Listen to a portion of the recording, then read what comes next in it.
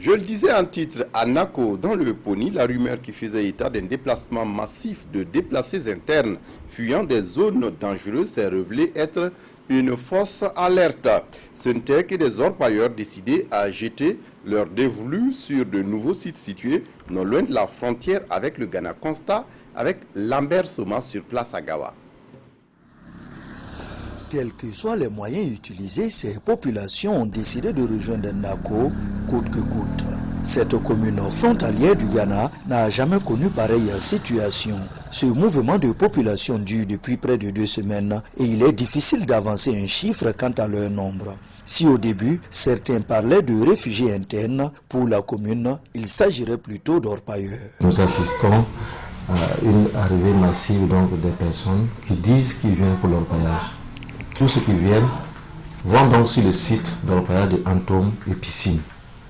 J'avoue que c'est un déplacement massif. C'est la première fois que nous assistons à cela à Nako ici.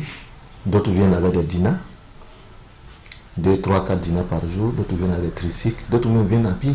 De Tchankura, 28 km à Nako, pour continuer jusqu'à 15 km. Donc 43 km en gros à pied. Leur destination, la voilà, les sites d'orpaillage de Piscine et de Antome. Pour y accéder, il faut passer cette barrière de fortune tout en payant son ticket. Effectivement, bon, ce qui concerne la rentrée, on a trouvé que le monde est venu et nombreux. Il fallait vraiment, en tout cas, placer un dispositif de sécurité pour contrôler. On a une équipe qui est là, en tout cas, qui surveille, qui contrôle.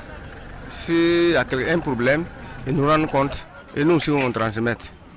Pour l'un des responsables des lieux, cette arrivée massive des populations s'explique. Vrai dire, on a commencé, ça fait la 2e année, mais il n'y avait pas de monde. C'est nous qui débrouillons un peu. Dans ces semaines-là, il y a un trou qu'ils ont gagné un peu. Mais les chambres, ce n'est pas trop, ça ne dépasse pas 4 millions et quelques.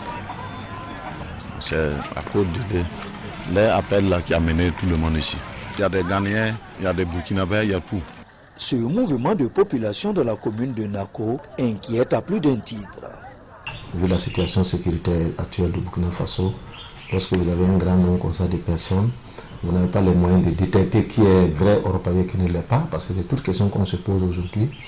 Nous sommes en droit de nous inquiéter, et la population aussi, que ce soit la population résidente comme celle aussi qui est hors de la commune de Nako, nous interpelle sur la question.